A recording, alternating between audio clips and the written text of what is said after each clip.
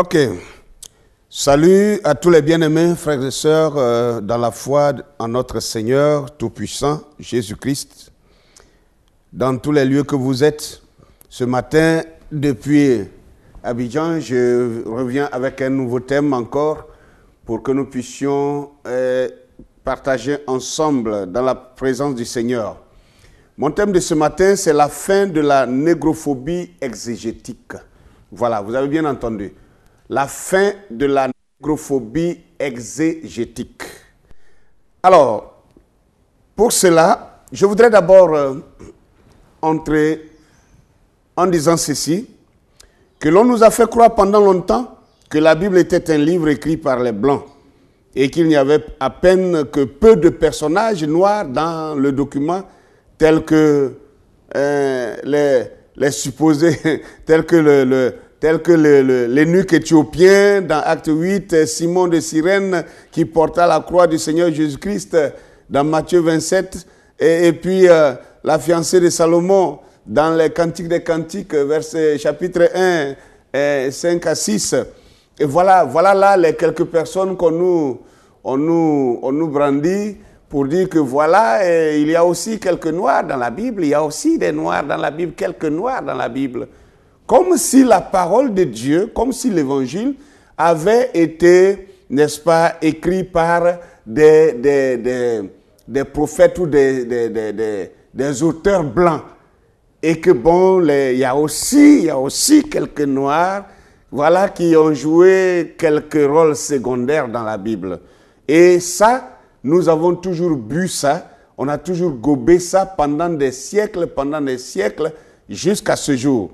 Mais aujourd'hui, nous allons vous choquer en vous disant que la Bible est plutôt un patrimoine de l'homme noir. Par conséquent, il ne s'agit pas de chercher des hommes noirs dans la Bible, mais plutôt de chercher à savoir si l'on pourrait trouver quelques hommes blancs dans la Bible. Ah oui, vous avez bien entendu. On peut les compter au bout du doigt. Ce sont les supposés. Ça même encore, c'est une supposition. Et rien n'atteste que ces personnes-là sont des personnes blanches. Mais bon, nous allons concéder cela. C'est les gens comme Corneille. Corneille, chez qui Pierre est allé prêcher. Pendant qu'il parlait, le Saint-Esprit est tombé. Et ils ont reçu le Saint-Esprit dans Actes chapitre 10. C'est aussi le centenier romain que vous pouvez trouver dans Luc. C'est aussi la femme syro-phénicienne qui supplia Jésus de guérir sa fille. Et Jésus lui a dit qu'on ne prend pas la nourriture des enfants pour les jeter aux petits chiens. Et la femme a dit, mais Seigneur, les chiens aussi mangent des miettes qui tombent de la table des enfants. Donc, voilà là quelques éléments, quelques personnages supposés être blanches dans la Bible. Mais je dirais que depuis l'ouverture des 7 sceaux, c'est la fin de la négrophobie exégétique qui a été répandue depuis plusieurs siècles par les locodermes, auteurs de la différenciation raciale qui a conduit à la plus grande déchéance humaine dans le monde, à savoir la traite négrière, l'apartheid, la ségrégation raciale, la colonisation, les travaux forcés et maintenant encore le néocolonialisme. C'est qui les locodermes pour ceux qui ne savent pas? Les locodermes, c'est les personnes à la peau blanche, ce sont les décolorés. Voilà, ce sont les personnes décolorées, les personnes à la peau blanche. Vous savez très bien que le monde vivait en paix, tranquillement, jusqu'à ce que ces Occidentaux inventent une science de la différenciation raciale. Et ils ont commencé à parler, n'est-ce pas, de la différenciation de la couleur des peaux des humains, à savoir que l'homme blanc serait supérieur à l'homme noir et que l'homme noir serait inférieur en intelligence et en connaissance, en humanité, en humanisme et en tout point de vue qu'à l'homme blanc. Des trucs comme ça. C'est eux qui ont inventé ça. C'est eux qui ont inventé la différenciation raciale. Et ils ont même créé une science pour étudier les crânes des humains, les boîtes crâniennes des hommes blancs par rapport aux hommes noirs. Ils ont fait toute une science là-dessus pour essayer de faire la différenciation raciale. Aujourd'hui, comme je l'ai dit, la fin de la négrophobie exégétique nous amène maintenant à utiliser leur propre science pour leur retourner ça. Parce que Dieu a dit qu'il n'y a rien de caché qui ne sera découvert. Qu'importe ce que l'on a pu cacher durant des siècles ou des millénaires, nous sommes maintenant au temps de la fin. Et Dieu a envoyé un prophète en ce temps de la fin qui a ouvert les 7 sceaux. Et à partir de l'ouverture des 7 sceaux, rien de caché ne devait être encore dans l'obscurité qui ne soit découvert. Ainsi, voilà, nous allons commencer avec la lecture de la parole de Dieu pour vous montrer comment ce peuple locoderme que j'appelle les décolorés, les blancs, ils ont depuis longtemps essayé de marmailler la parole de Dieu, essayé de traficoter, de vouloir falsifier la parole de Dieu. Et même la Bible même reconnaît cela. La Bible même nous annonce ça dans les Saintes Écritures. Alors, ceci étant dit, c'est pourquoi j'ai dit, nous sommes maintenant à la fin de cette négrophobie exégétique. Alors, l'exégèse doit ramener les choses à leur place, redresser ce qui a été tordu, clarifier ce qui a été obscurci. Alors donc, je prends pour premier texte, Jérémie chapitre 8, verset 8. Dans Jérémie chapitre 8 au verset 8, vous allez voir que ces gens-là, depuis déjà dans l'Ancien Testament, voilà, il y avait des gens qui avaient déjà cette ambition-là, ce projet macabre de falsifier la parole de Dieu. Et Jérémie les avait vus. C'était aussi des faux prophètes, c'était des gens qui se donnaient, n'est-ce pas, de l'importance comme étant des serviteurs de Dieu et qui délibérément avaient choisi de falsifier la parole de Dieu. Et Jérémie 8, verset 8 nous dira, « Comment pouvez-vous dire, nous sommes sages, la loi de l'Éternel est avec nous. C'est en vain que s'est mise à l'œuvre la plus mensongère des scribes. » Il dit, c'est en vain que s'est mise à l'œuvre la plus mensongère des scribes. Donc, les scribes, c'était ceux qui écrivaient la parole de Dieu. Ils n'étaient pas les auteurs. Mais les auteurs, c'est Dieu. L'auteur est Dieu. Il inspirait sa parole aux prophètes. Et les scribes les inscrivaient dans, n'est-ce pas, sur des papyrus, etc. Pour que cela soit connu par l'humanité entière. Et Jérémie ici dénonçait ces scribes qui délibérément faussaient les Écritures, falsifiaient les Écritures. Et il a dit, c'est bien en vain que s'est mise à l'œuvre la plus mensongère des scribes. Donc Jérémie disait que malgré la falsification que vous êtes en train de faire, malgré les mensonges que vous essayez d'introduire dans les Écritures, Dieu reste Dieu et ses enfants reconnaîtront, ils vont découvrir votre mensonge et ils vont faire la part entre le mensonge et la vérité. Voilà. Ensuite, Jérémie chapitre 18, verset 18, nous voyons également que les gens du temps de Jérémie, ces mêmes-là qui voulaient essayer de falsifier la vérité de Dieu en mensonge, alors ils ont dit, dans Jérémie 18, verset 18, ils ont dit, venez complotons contre Jérémie, car la loi ne périra pas faute de sacrificateurs, ni le conseil faute de sages, ni la parole faute de prophètes.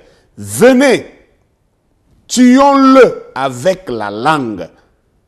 Ne prenons pas garde à tous ces discours. Waouh!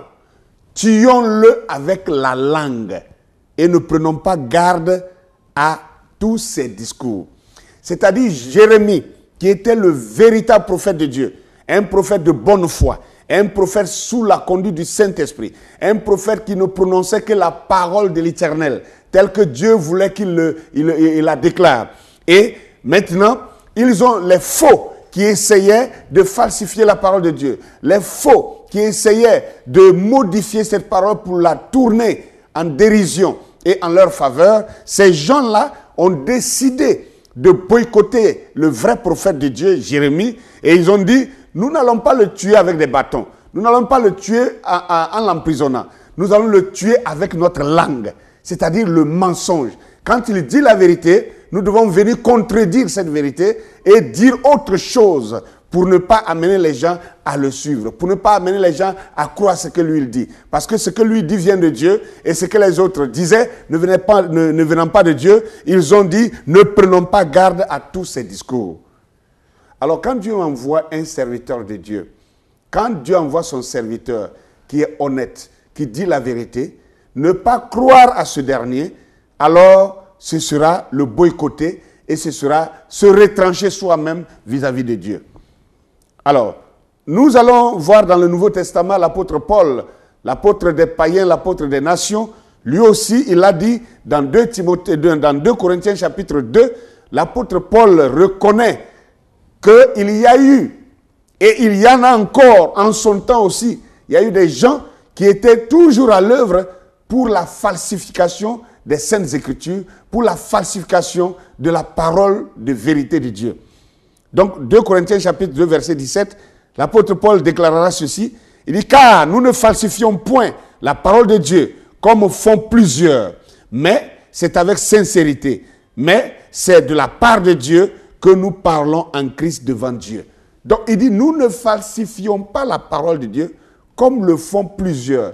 L'apôtre Paul, en son temps d'exercice du ministère, en son temps d'exercice de ministère, il y a 2000 ans, il y avait aussi des gens, comme au temps de Jérémie dans l'Ancien Testament. Parce que le diable ne change pas, comme Dieu aussi ne change pas.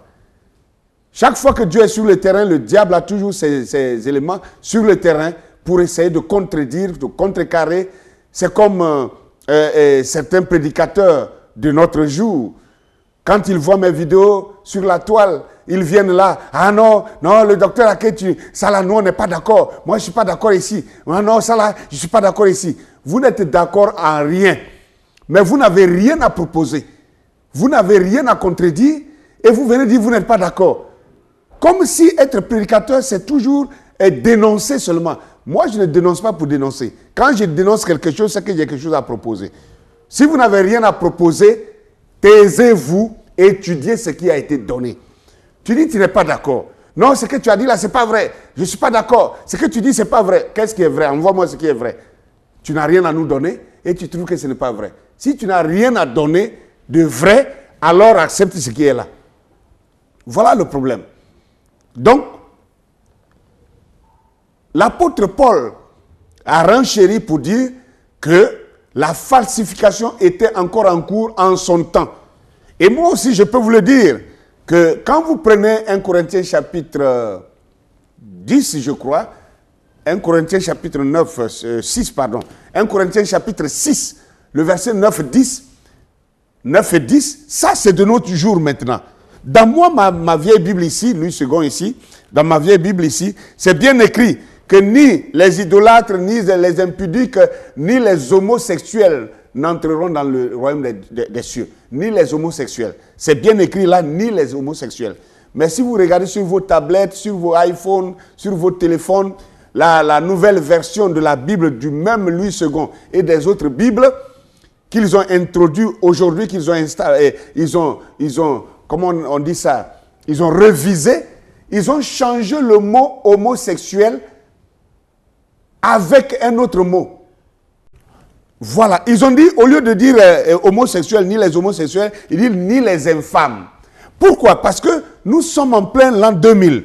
Et en 2000, les gouvernements mondiaux cherchent à placer le nouvel ordre mondial. Ce qui autorise la bestialité, l'homosexualité et toutes ces bavures, toutes ces déchéances humaines-là, toute cette dépravation. Comme ils ont voté des lois partout pour libéraliser cette chose-là, alors ils ont essayé aussi de tripatouer l'écriture, tripatouer la parole de Dieu, falsifier. Et ils font semblant comme si c'était juste, voilà, une révision de la Bible. Donc on essaye d'expliciter les mots. Mais on ne peut pas expliciter un mot en le changeant par son contraire. Ils ont enlevé le mot homosexuel et ils ont mis là-bas infâme, les infâmes. Donc si vous êtes un prédicateur aujourd'hui, un archaïque comme moi, que vous commencez à prêcher dans les rues des États-Unis ou en Europe, en disant que les homosexuels iront en enfer, quelqu'un vous saisit là, et puis on vous envoie en justice, on vous met en prison. Vous allez dire, mais je peux prouver ça. On dit, il faut prouver. Tu prends ta tablette ou ton téléphone, tu prends la Bible là-dessus. Quand tu vas prendre le verset pour vouloir lire, on dit ni les infâmes. Ils vont te dire, mais le juge dit, mais ce n'est pas écrit homosexuel, on a dit infâme. Pourquoi tu condamnes les homosexuels? On te met en prison. Voyez-vous, c'est la même falsification qui continue jusqu'à nos jours. Mais les véritables fils de Dieu ne se laisseront pas avoir. C'est pourquoi j'ai dit, nous sommes maintenant à la fin de la négrophobie exégétique. Nous allons mettre à nu le mensonge des locodermes pendant tous ces siècles qui nous ont fait croire que la Bible était un document occidental, un document des Blancs, que c'est les Blancs qui seraient venus avec la Bible. Nous allons voir toutes ces choses-là. Et vous allez sortir de je ne sais pas quoi, cette ignorance calquée qui nous a été imposée. Mais je crois qu'aujourd'hui, nous n'avons plus le droit de continuer dans cette ignorance. Si nous continuons encore, ce sera un choix nous-mêmes. Il n'est pas bien de choisir d'être ignorant. Voilà. Alors, maintenant nous allons avancer, nous allons entrer dans le vif de notre sujet. Quand nous prenons le livre de Genèse chapitre 2, à partir du verset 16 au verset 22, la Bible nous parlera, n'est-ce pas, d'un homme comme Moïse, l'un des plus grands personnages de la Bible, l'un des plus grands écrivains également de la Bible. Je n'ai pas dit auteur, mais écrivain de la Bible. Parce que l'auteur, c'est Dieu lui-même. C'est Dieu qui inspire sa parole à ses prophètes, et les prophètes ne sont que des écrivains. Donc Moïse, l'un des plus grands écrivains de la Bible, car lui, Moïse, a écrit le livre de la Genèse, de l'Exode, de Lévitique, du Nombre et des Deutéronomes. Les 5 premiers livres, Moïse les a écrits de ses propres mains. Et regardez un peu ce qui va se dire ici de Moïse. La Bible dit, à partir du verset 16 de Genèse chapitre 2 à 22, il est dit, « Le sacrificateur de Madian avait 7 filles. Elles vinrent pour puiser de l'eau. Et elles remplirent les auges pour abreuver le troupeau de leur père. Les bergers arrivèrent et les chassèrent. Alors Moïse se leva, prit leur défense et fit boire le troupeau. Quand elles furent de retour auprès de Ruel, leur père, il dit, « Pourquoi revenez-vous si tôt aujourd'hui ?» Et elles répondirent, « Un Égyptien nous a délivrés de la main des bergers, et même il nous a puisé de l'eau et a fait boire le troupeau. » Et il dit à ses filles, « Où est-il? Pourquoi avez-vous laissé cet homme? Allez, appelez-le pour qu'il prenne quelque nourriture. » Moïse se décida de demeurer chez cet homme qui lui donna pour femme Séphora, sa fille. Elle enfanta un fils, il l'appela du nom de Gershon, car il dit, j'habite au pays, un pays étranger. Bien, ce que je voudrais ressortir ici, d'abord Moïse même dans sa naissance. Moïse à sa naissance, vous connaissez l'histoire de Moïse. Moïse est né à une période où les Égyptiens ne voulaient plus des Hébreux qui étaient devenus très nombreux sur le territoire égyptien et qui les étouffaient. Et les Égyptiens avaient pris la décision de tuer tous les enfants mâles des Juifs qui naissaient sur son territoire. Et la Bible, vous connaissez, la Bible dit que la mère de Moïse l'emmaillota et l'emballa pour le mettre dans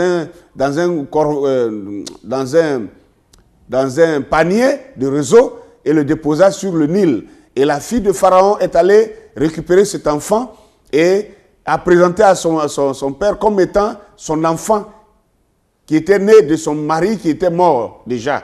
Que son mari en mourant, elle était déjà enceinte, donc c'est cet enfant qu'elle venait de mettre au monde.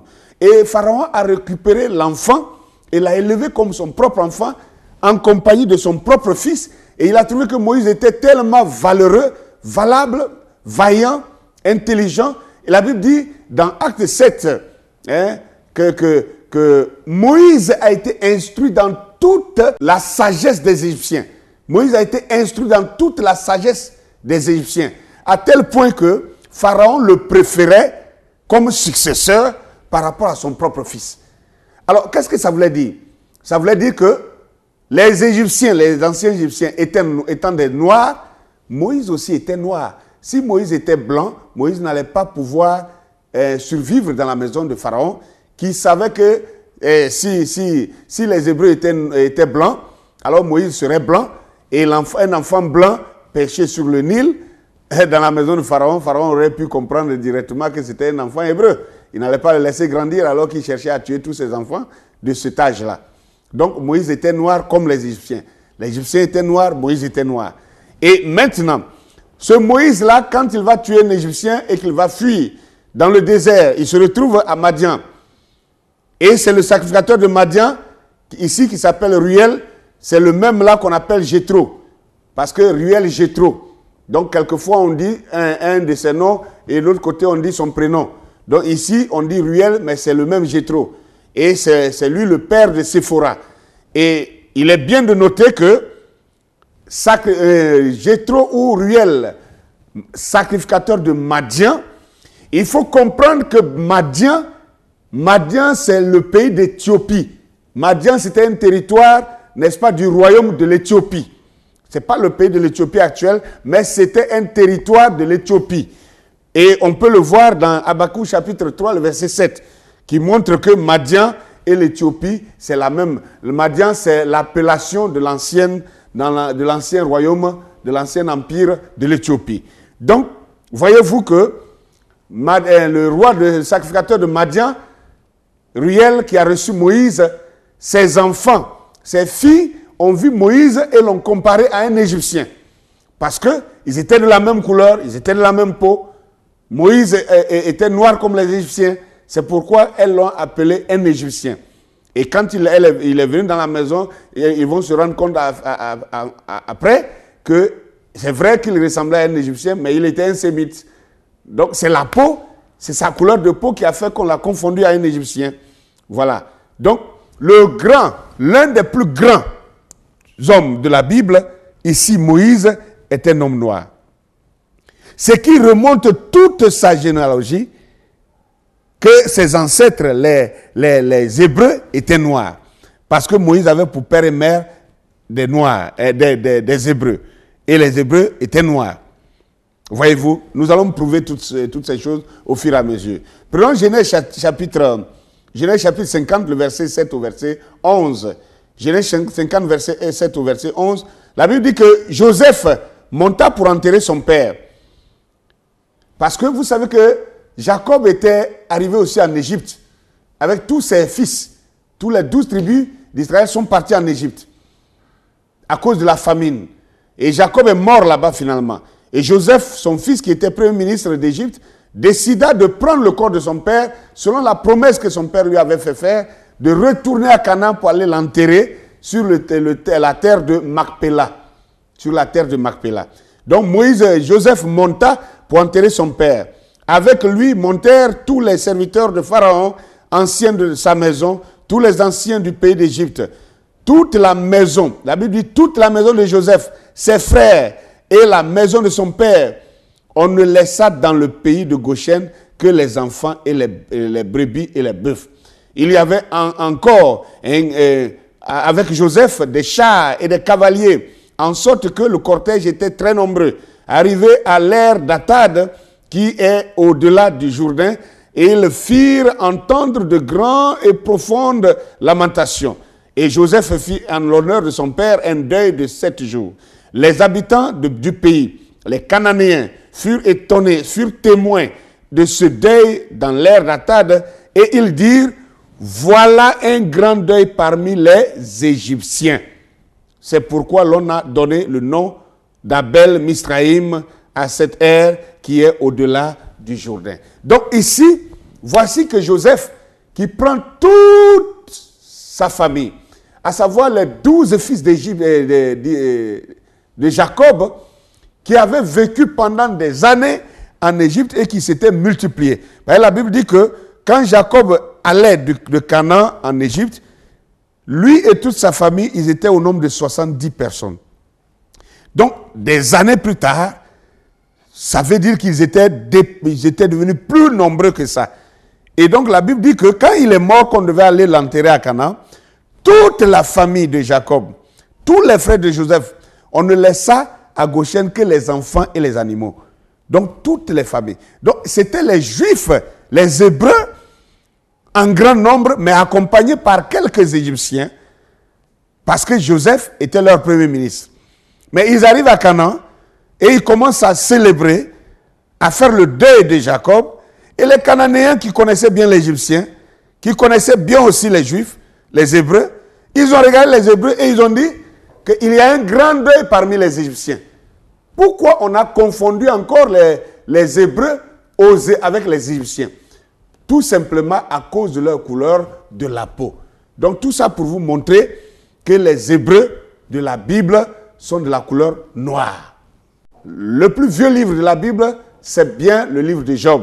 Donc Job a existé plus longtemps avant tous ces gens. Avant les Jacob, avant les Moïse et tout ça, Job a existé avant tout ça.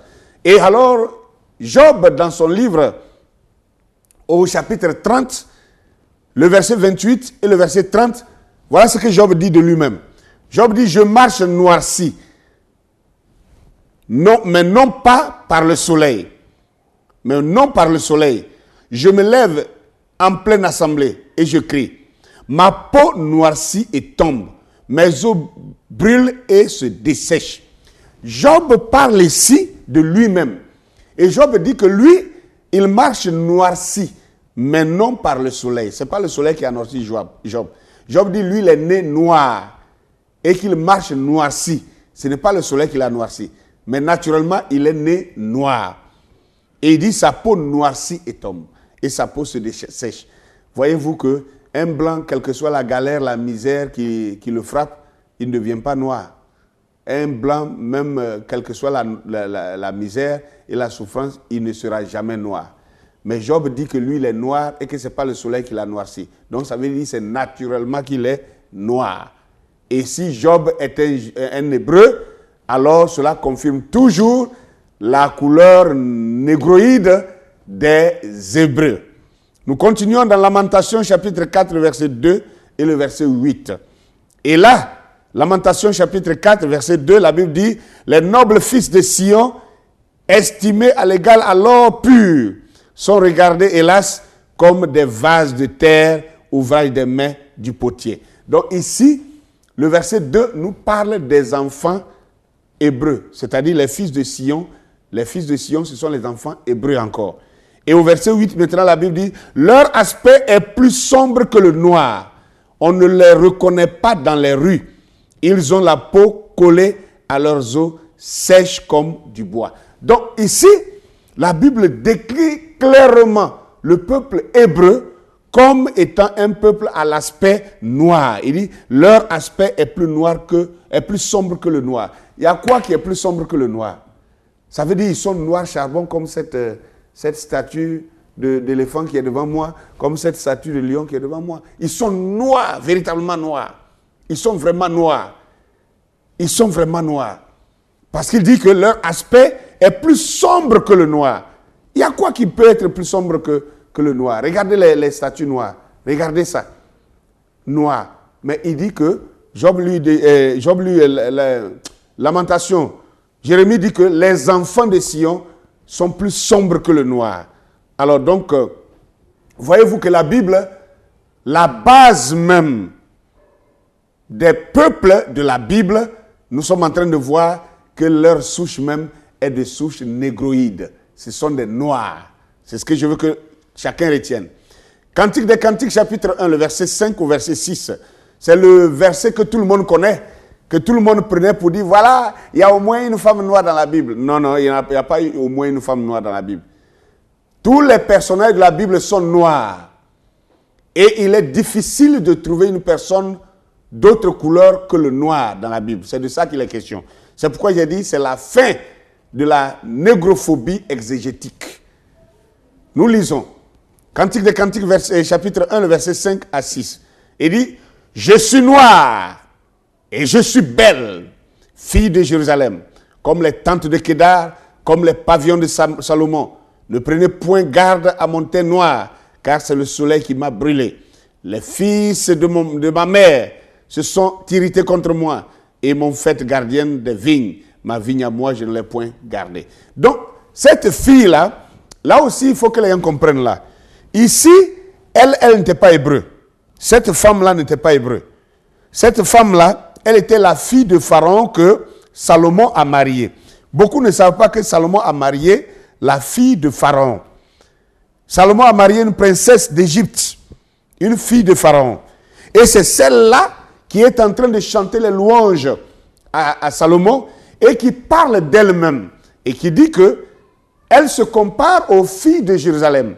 Parce que quoi qu'on dise que les Sémites sont noirs, mais les Sémites n'étaient pas noirs comme très noirs comme les Égyptiens. C'est comme aussi en Afrique ici, quand vous prenez, moi ma peau noire là, ma peau est noire, c'est vrai, mais la manière dont ma peau est noire, ma peau n'est pas, ma peau est noire, mais il y a des peuls, les peuls africains, les peuls de Guinée, les peuls, il y a des peuls même en Côte d'Ivoire ici, il y a des peuls au Mali, il y a des peuls au Niger. Ces peuls-là, ce sont des noirs comme nous, mais leur peau n'est pas aussi foncée comme le mien. Donc, il y a aussi l'accentuation de la mélanine dans la peau qui fait un peu de différence entre certains peuples et d'autres peuples. Mais pourtant, nous sommes tous noirs.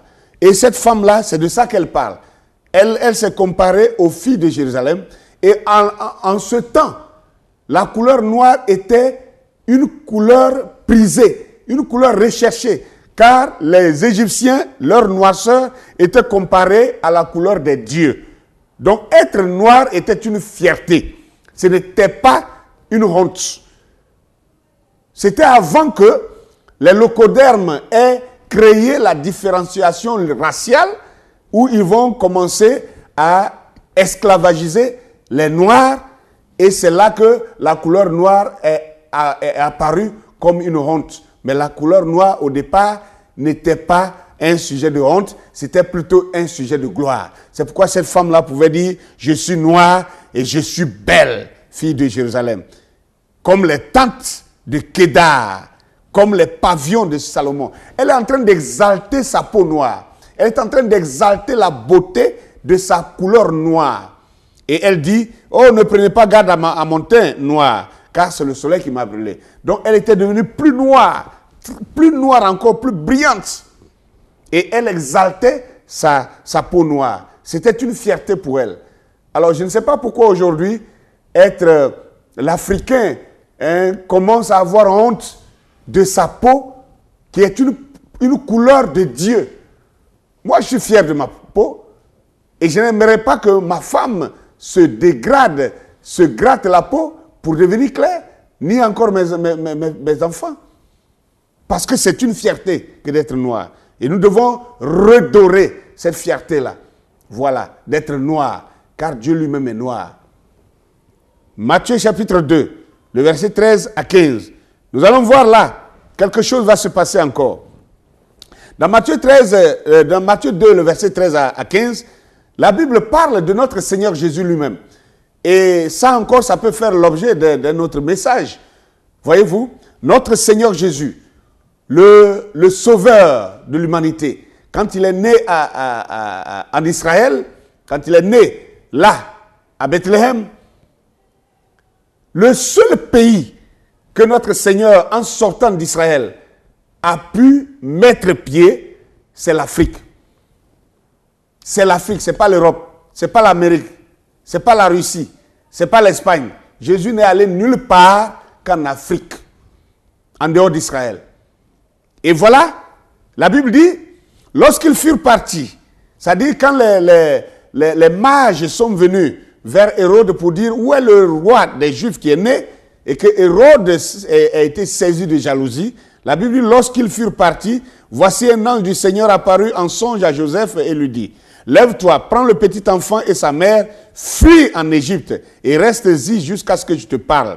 Car Hérode cherchera le petit enfant pour le faire périr. Joseph se leva, prit le petit enfant et sa mère et se retira en Égypte.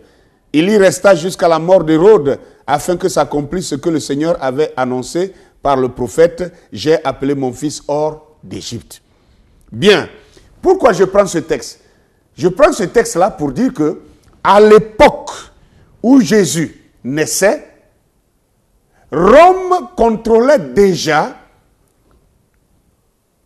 l'État d'Israël et Rome avait déjà conquis l'Égypte.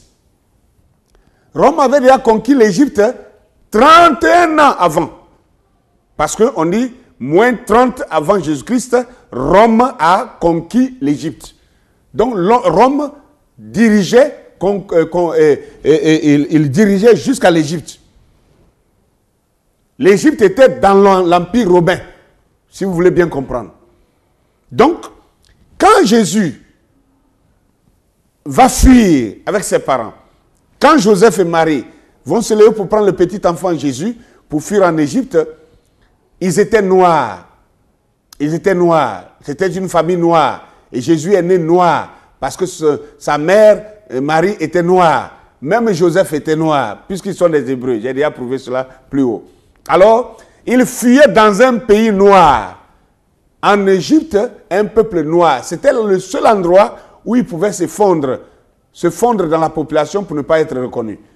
Mais imaginez un couple blanc qui fuit dans un peuple noir pour aller se cacher. Mais ce sera très facile de les dénicher. Ce serait trop facile de les dénicher. Mais ils ont pu se fondre dans la population égyptienne pour ne pas être démasqués parce qu'ils étaient de la même peau de couleur que les Égyptiens. Alors, nous allons continuer tout ça pour dire que non seulement les grands personnages de la Bible sont noirs, à savoir Abraham, Jacob, Isaac, les 12 tribus d'Israël, arrivés à Moïse, et tous ces prophètes-là, c'était des noirs, mais encore pire, encore plus, le Seigneur, notre Sauveur, Jésus-Christ, qui est né en Israël, qui est né au milieu des Hébreux, il était lui-même noir, car les Hébreux étaient noirs et il ne pouvait pas être lui seul d'une couleur blanche parce qu'il est né dans un peuple qui avait une couleur noire. Alors, nous allons continuer pour prouver autre chose maintenant. Nous allons prendre les personnages les plus reconnus, les plus emblématiques du Nouveau Testament et nous allons voir leur couleur de peau. Alors, allons ensemble dans Actes chapitre 21, le verset 35 à 37. Acte 21, le verset 35 à 37, nous allons parler de l'apôtre Paul. Nous allons voir quelle était sa couleur de peau. La Bible dit, lorsque Paul fut, le jour que Paul a été saisi devant le temple pour être menotté pour devenir prisonnier, jusqu'à ce qu'on le transfère à Rome pour qu'il y soit décapité, c'est cette histoire-là qui est dit ici. Lorsque Paul fut sur les degrés, il dut être porté par des soldats à cause de la violence de la foule. Car la multitude du peuple suivait en criant, fais-le mourir. Au moment d'être introduit dans la forteresse, Paul dit au tribun, m'est-il permis de te dire quelque chose? Le tribun répondit, sais-tu le grec? Hé, Paul, tu sais parler le grec? Donc, sais-tu le grec? Tu n'es donc pas cet Égyptien qui s'est révolté dernièrement et qui a amené dans le désert 4000 brigands? Tu n'es donc pas cet Égyptien-là. Tu n'es pas un Égyptien. Paul, tu sais parler le grec? Tu n'es pas un Égyptien. Et Paul va répondre, je suis juif. Reprit Paul, de Tarse en Sicile, de Tarse en Cilicie, citoyen d'une ville qui n'est pas sans importance. Permets-moi, je te prie, de parler au peuple. Waouh! Même le tribun a pris Paul pour un Égyptien. Par rapport à quoi? Regardez-moi tel que je suis assis et que je vous parle. Vous me regardez. Mes frères haïtiens, les Haïtiens qui vraiment raffolent de mes messages, je vous salue là-bas. Vous savez, le fait que vous avez été déportés de l'Afrique jusque là-bas et qu'il y a eu un peu de métissage, vous voyez que même vous êtes noir comme moi, mais votre peau noire avec la mienne diffère un peu à cause d'un peu de mélange de l'homme blanc dans votre sang. Alors maintenant, si je prenais moi, à supposer que je suis ici chez moi, je suis entouré de mes frères tous noirs, et que la police se mettait à poursuivre un Français en Côte d'Ivoire, et que le Français fuyait pour entrer dans ma maison, et qu'il venait se cacher parmi nous. Si la police entrait ici, est-ce que la police peut me confondre à un Français blanc qu'ils étaient en train de poursuivre? Non, il ne peut pas me confondre à un Français blanc. Parce que la peau même de couleur nous différencie gravement déjà. Mais si le tribun a pris Paul pour un Égyptien, alors qu'on sait que les Égyptiens étaient noirs, ça veut dire que Paul était de peau noire. Et ce n'est pas étonnant d'ailleurs. Le contraire serait impossible, car Paul vient de dire ici, je suis juif. Je suis juif. S'il est juif, alors que les Juifs étaient noirs, donc ce qui était bien évident que Paul, juif, ne pouvait être qu'un noir. Nous allons aussi avancer. Un autre grand personnage de la Bible du Nouveau Testament, dans Actes chapitre 18, le verset 24. Acte 18, le verset 24 nous dit qu'un Juif nommé Apollos, originaire d'Alexandrie, homme éloquent et versé dans les Écritures, vint à Éphèse. Apollos, originaire d'Alexandrie. Apollos, originaire d'Alexandrie. Bien, la plupart du temps, tous les grands prédicateurs, depuis toujours jusqu'à nos jours, quand ils prêchent l'évangile, ils arrivent à Simon de Cyrène. Personne n'a jamais eu la photo ou la peinture de Simon de Cyrène. On n'a pas une photo de Simon de Cyrène pour attester A plus B qu'il était noir ou blanc. Mais tous les prédicateurs, y compris les prophètes que nous avons connus, notre prophète William Branham lui aussi, ils ont tous dit que Simon de Cyrène était l'homme noir qui a porté la croix du Seigneur Jésus-Christ à la dernière minute pour l'accompagner au calvaire. Ça, c'est encore une grande révélation. Si Simon de Cyrène, il était noir à cause de son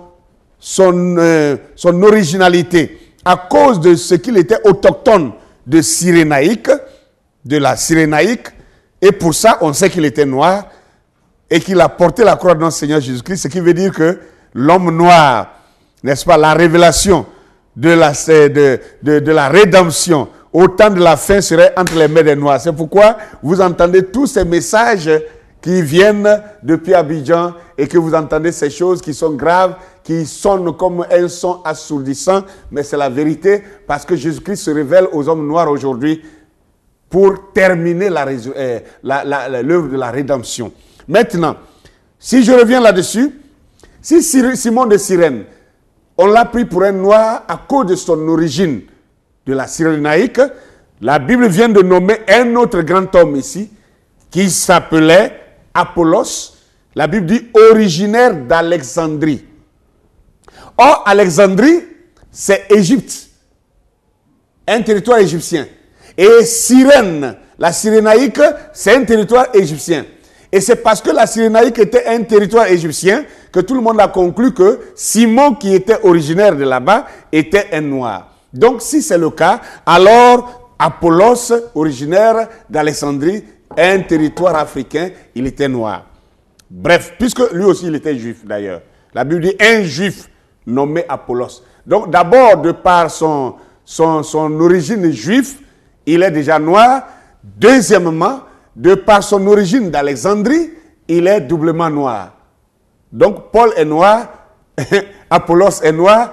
Voilà deux grands colosses du Nouveau Testament, déjà, qui sont attestés comme des personnes noires. Donc, nous mettons fin à la négrophobie exégétique. Nous continuons. Acte chapitre 13, le verset 1. Acte chapitre 13, le verset 1 nous dit ceci. Il y avait dans l'église d'Antioche des prophètes, des docteurs, Barnabas et Siméon, appelé Niger, Lysius de Cyrène, Manaën, qui avait été élevé avec Hérode le tétrarque et Saul. D'abord, je voudrais clarifier quelque chose ici. Dans la Bible, dans le Nouveau Testament, nous savons qu'il y a eu trois grands points, trois grandes écoles dans le christianisme, dans le Nouveau Testament, trois grands pôles, à savoir l'école de Jérusalem, Deuxièmement, l'école d'Antioche. Et puis enfin, l'école d'Éphèse.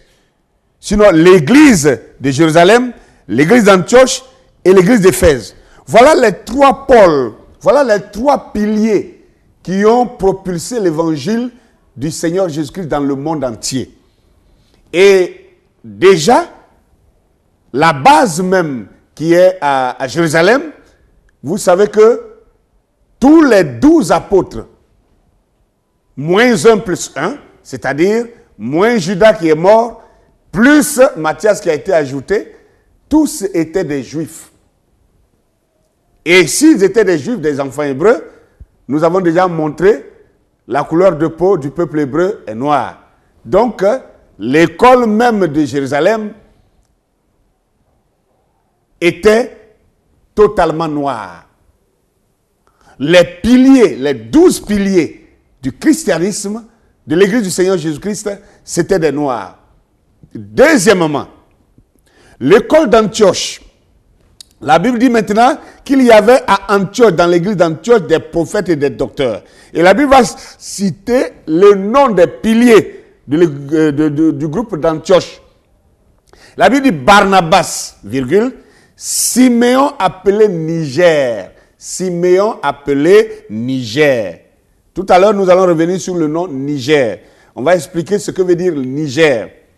Lysius de Cyrène. Donc, si Simon de Cyrène a été pris pour un noir à cause de son origine, comme je venais de dire, Apollos, un juif originaire d'Alexandrie qui était noir, alors Lysius de Cyrène, Lysius qui est originaire de Cyrène, était aussi un noir. Voilà. Si 1 plus 1 égale 2, c'est que Lysius de Cyrène était aussi un noir parce qu'il est originaire de Cyrénaïque, de la même ville que Simon de Cyrène qui a porté la croix de Jésus. Donc c'était un noir. Troisièmement, Manahen, qui avait été élevé avec Hérode le Tétrarque. Regardez, si Barnabas est noir, si Siméon, appelé Niger, est noir, si Lysius est noir, Manahen ne pouvait pas être autre chose qu'un noir. Et la Bible dit que aussi Saul, qui est appelé Paul, nous avons déjà montré bien plus haut que Paul était comparé aux Égyptiens, donc Paul était noir. Donc la base, la deuxième école, la deuxième grande école du christianisme dans la Bible, tous les fondateurs sont noirs. Je montre Siméon appelé Niger. Siméon appelé Niger, quand nous prenons le livre de Cheikh Anta Diop, la première fois que ça a attiré mon attention, j'étais en train de lire le livre du professeur Cheikh Anta Diop, intitulé « Nation, nègre et culture ». Et quand j'ai lu, je suis tombé sur cette chose-là, à la page 278 à 279, celui-ci expliquait la signification du mot « hem ». La signification du mot « hem » ou « ham » ou « kam ». Dans la Bible, celui qu'on appelle Cam, c'est l'un des trois fils de Noé. L'un des trois fils de Noé. Et il montrait que la prononciation n'est pas forcément Cam. Certains appelaient Cam, d'autres disent Ham, d'autres disent Hem. Et il dit que toutes ces trois appellations-là, la terminologie Hem, il dit Hem ou Ham, cela a une signification en égyptien comme en hébreu. Tout cela signifie noir et chaleur. Ça signifie noir, ça signifie chaleur. Donc il était en train de mettre un peu, n'est-ce pas, une similitude entre le nom de Ham et de Sem, de Hem et de Sem. Et il montrait que les deux, la terminaison Hem ou Ham, ça signifiait noir et ça signifiait aussi chaleur. Ce qui veut dire que parmi les trois fils de Noé, n'est-ce pas, Sem comme Cam ou Ham ou Hem, ils étaient noirs. Maintenant, vous allez me dire, ah, pasteur, donc tu veux dire quoi, que Japheth était blanc? Mais ça ne nous étonne pas. Si Japheth était blanc, ce n'est pas étonnant. Pourquoi? Parce qu'en Afrique, ici, nous avons des pères, un père et une mère noirs qui mettent au monde un enfant blanc. Et cet enfant blanc-là, ce n'est pas un blanc. En réalité, il a tous les traits négroïdes, mais sa peau est blanche et on l'appelle un albinos. Donc, ça ne vous étonne pas. Et la science nous montre que c'est seulement de façon sélective que les Africains qui sont allés en Europe dans la période de la glaciation, que ceux-là qui étaient albinos, c'est eux qui ont pu survivre en Europe et qui se sont multipliés pour devenir la peau blanche, le peuple blanc aujourd'hui. Donc, ne soyez pas confondus là-dessus. Donc, je voulais dire que quand j'ai vu ça, que Hem ou Ham ou Sem, cela signifiait noir et cela signifiait chaleur, dans le même bouquin, Cheikh Anta Diop dira, à la page 54, il explique le mot Niger. Il dit que le mot Niger en latin, cela veut dire nègre. Le mot Niger en latin, ça veut dire nègre. Directement, je suis allé prendre mon dictionnaire interlinéaire grec et français et je regarde là-bas, ce dictionnaire interlinéaire grec et français traite, n'est-ce pas, de la tradition des textes grecs en français, des textes grecs, des textes bibliques grecs en français. Et quand on arrive à au chapitre 13, acte 13, verset 1 que je viens de lire là-bas, dans le dictionnaire interlinéaire grec et français, là, ils expliquent le mot, le nom, Siméon appelé Niger. Ils ont dit que Siméon appelé Niger, cela signifie Siméon appelé le noir. Siméon appelé le noir. Parce qu'en grec aussi, le mot Niger donne le même sens. Ça veut dire noir, ça veut dire nègre. En latin aussi, le mot Niger veut dire nègre, ça veut dire noir. Donc, Siméon appelé le noir ou Siméon appelé le nègre, je ne crois pas que ce soit un blanc. Un blanc ne peut pas être nègre. Un blanc ne peut pas être le noir. Donc, quand on dit le noir, chez nous ici en Côte d'Ivoire, nous avons des gens qu'on appelle Ndiablé. Ndiablé en baoulé, ça veut dire l'homme noir, le garçon noir. Et Moblé, ça veut dire la femme noire. Et je crois que chez les Djoula, on dit Tchefi, Tchefi qui veut dire l'homme noir. Donc, on est tous noirs. Mais quand quelqu'un est très noir, on lui donne encore un nom. Donc, ça veut dire que ce Siméon appelé le Niger, ça veut dire que parmi le groupe là, qui étaient tous des noirs, les Lissus, les Manahen, les Saul, les Barnabas, et lui, il avait un teint très noir, plus noir. Donc, il était appelé Siméon le Noir. Alors, après avoir parcouru toutes ces choses et rassemblé toutes ces choses, vous ne voyez pas que c'est la fin de la négrophobie exégétique? Les gens ont mis du racisme même dans la parole de Dieu. Les gens ont essayé d'insérer le racisme même dans la parole de Dieu. On nous présente un Jésus blanc, on nous présente des apôtres blancs, on dessine des peintures blanches, les anciennes icônes même, les anciennes peintures, les tableaux anciens, les plus anciens, qui montraient Jésus et ses apôtres comme des noirs, on a essayé de blanchir tout ça, le blanchiment de l'iconographie chrétienne. Ils ont blanchi tout ça. Et les Blancs n'ont même pas honte. Les Occidentaux n'ont pas honte. Même quand ils disent que Jésus est né en Israël et qu'ils disent que Israël est en Orient. Et nous savons très bien que les peuples d'Orient ont une certaine morphologie physique. Ils ont une certaine présentation faciale. Ça n'a pas empêché les Occidentaux, dans leur poursuite de falsifier la parole de Dieu, à même peindre Jésus, le Seigneur Jésus-Christ, et Marie et Joseph, qui étaient supposés être des orientaux. On les peint aujourd'hui avec des nez tellement droits, avec des peaux blanches, avec une bouche tellement arrangée pour qu'ils ressemblent plutôt à un blanc, à un français, qu'ils ressemblent plutôt à un italien, à un romain.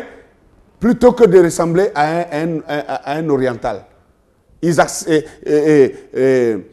Les Juifs aujourd'hui, Jésus aujourd'hui, Marie aujourd'hui, Joseph aujourd'hui ressemblent plus à un occidental plutôt qu'à un oriental. Et tout ça ne dit rien à personne. Mais moi, je suis en train de vous dire qu'avec l'ouverture des 7 sceaux, nous sommes maintenant en train de mettre fin à la négrophobie exégétique. L'exégèse doit changer de vision. L'exégèse doit changer de visage. L'exégèse de notre jour doit aller dans la profondeur des Écritures et ressortir les vérités bibliques pour mettre fin à la négrophobie exégétique. Voilà de quoi j'ai voulu vous parler en ce jour pour que vous puissiez vous réveiller de ce sommeil qui n'a que trop duré. S'il y a des personnages qu'on doit chercher dans la Bible et qu'on pourrait trouver difficilement, ce n'est pas les personnages noirs, mais c'est plutôt les personnages blancs qu'on ne trouve pas dans la Bible. Donc, je conclue pour vous dire que la Bible est un patrimoine des hommes noirs. La Bible est un patrimoine de l'homme noir. Et n'en déplaise à ce qui veut l'entendre, mais la Bible est un patrimoine des hommes noirs. C'est pourquoi le paradigme qui est dans la Bible, je veux dire la civilisation biblique, convient, s'imbrique parfaitement avec le paradigme ou la civilisation des hommes noirs. L'homme noir, qu'il soit chrétien ou pas, il sait qu'il ne peut pas coucher avec un animal. Un homme noir, réellement, dans son éthique, dans sa tradition, ne couche pas avec un animal. Et un homme noir, réellement, ne connaît pas, d'abord dans nos langues africaines, il n'existe pas dans aucune langue africaine, vous ne pouvez trouver le mot homosexuel. Ça n'existe pas. Ça veut dire que dans notre paradigme, ce n'est même pas connu. Dans la civilisation de l'homme noir, africain noir, ce n'est pas connu. Ça n'existe pas. Donc cela est importé par les locodermes et ils veulent nous l'imposer. Mais nous, Dieu est en nous. C'est inscrit dans nos gènes. La foi en Dieu est inscrite dans les gènes de l'homme noir. Donc, quand nous lisons la Bible, nous retrouvons notre civilisation. Nous retrouvons notre paradigme. Nous retrouvons que la tradition humaine, la tradition de l'homme noir, c'est ce qui est inscrit dans la Bible ici. Tu ne tueras pas, tu ne commettras point adultère. Toutes ces choses-là, cela n'est pas étranger à l'homme noir. Donc, la Bible est un paradigme totalement et entièrement négroïde. Et je dirais que la Bible est le patrimoine de la race négroïde. Alors, voici ce que j'ai voulu partager avec vous. Partagez cette vidéo, likez-la, diffusez-la dans beaucoup de groupes de conversation, dans vos groupes de débat, envoyez ça partout et pour que les gens puissent écouter, pour que l'esprit puisse renouveler l'intelligence des croyants aujourd'hui pour mettre fin à cette négrophobie exégétique. Que Dieu vous bénisse. La paix soit sur vous. Amen.